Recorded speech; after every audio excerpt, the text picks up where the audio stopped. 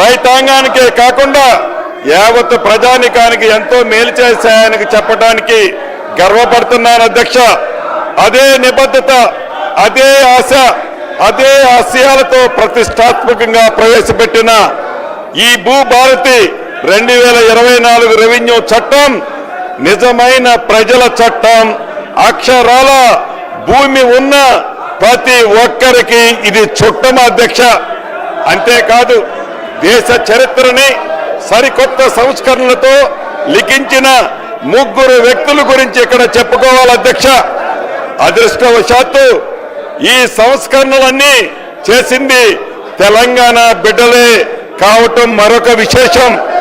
భూ కమతాల పరిమితి చట్టం తెచ్చిన నాటి ముఖ్యమంత్రి తెలుగు ప్రధాని శ్రీ పివి నరసింహరావు గారు కౌలు రైతులకు మేలు చేసే విధంగా కౌలు రక్షిత చట్టం తీసుకొచ్చిన నాటి ముఖ్యమంత్రి శ్రీ బూర్గుల రామకృష్ణారావు గారు, అదే విధంగా జాగీర్ల రద్దుతో కీలకంగా వ్యవహరించిన మాజీ ఉప ముఖ్యమంత్రి కొండ రెడ్డి గారు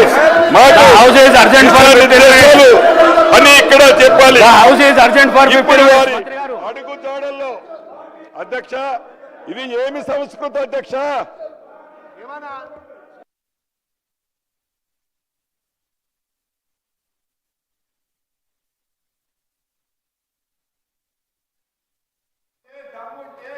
సరికొత్త సంస్కరణలతో తప్పు చేయలేదు.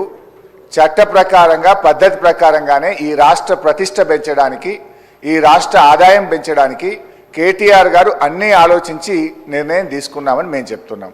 సభలో ఒక మంచి చర్చ చేద్దాం. నేనేమంటున్నా అంటే ఒకవేళ మేము తప్పు చేసినామంటున్నారు కదా, ఏం తప్పు చేసినామో ఈ సభలో చర్చ చేయడం ద్వారా ఈ రాష్ట్ర ప్రజలకు చెప్పండి. మేము తప్పు చేయలేదు, మేము ఈ రాష్ట్రం కోసం చేసినామని మా నాయకుడు కేటీఆర్ గారు కానీ బీఆర్ఎస్ పార్టీ తరఫున మేము కూడా విషయాలు ప్రజల ముందు పెడదాం అంటున్నాం. మేము ప్రభుత్వాన్ని కోరేది మాకు స్పష్టమైన హామీ ఇస్తే మేము సహకరిస్తాం. ఇవాళ ఈ బిల్ తర్వాత చర్చ పెట్టారా, ఈ బిల్లు ముందు చర్చ పెట్టారా? ప్రభుత్వం తరఫున రెవెన్యూ మినిస్టర్ గారు ఉన్నారు, వారు లేచి సార్ ఒక్క మంత్రి కూడా సభలో లేడు సార్. మీరు చూడండి శాసనసభ అంటే ఎంత గౌరవం ఉందో ఒక్క మంత్రి కూడా సభలో లేడు sir. I don't want to going to that. మేము అనేది ఒక్కటే, ఈ కార్ రేసింగ్ విషయంలో ఈ అసెంబ్లీ నడిచేటప్పుడు ఒక ఎమ్మెల్యే గారి మీద అక్రమ కేసు పెట్టిండ్రు. దయచేసి మీ ద్వారా కోరేది, ప్రభుత్వం చిత్తశుద్ధి ఉంటే మీరు పెట్టింది అక్రమ కేసు కాకపోతే వెంటనే ఈ సభలో ఈ కార్ రేసింగ్ అంశం మీద చర్చ జరపాలని మీ ద్వారా ప్రభుత్వాన్ని కోరుతా ఉన్నాం. సభ్యుడికి ఎందుకంటే సార్ ఒక కేసు పెట్టేటప్పుడు అసెంబ్లీ నడిచేటప్పుడు ఒక సభ్యుడి మీద అక్రమ కేసు పెట్టినప్పుడు ఆ సభ్యుడికి చెప్పుకునే అవకాశం ఇవ్వాలి కదా సార్. అది తప్ప ఒప్ప కేటీఆర్ గారికి మీరు అవకాశం ఇస్తే వారు మాట్లాడితే మీకు ప్రభుత్వానికి రాష్ట్ర ప్రజలకు కూడా ఒక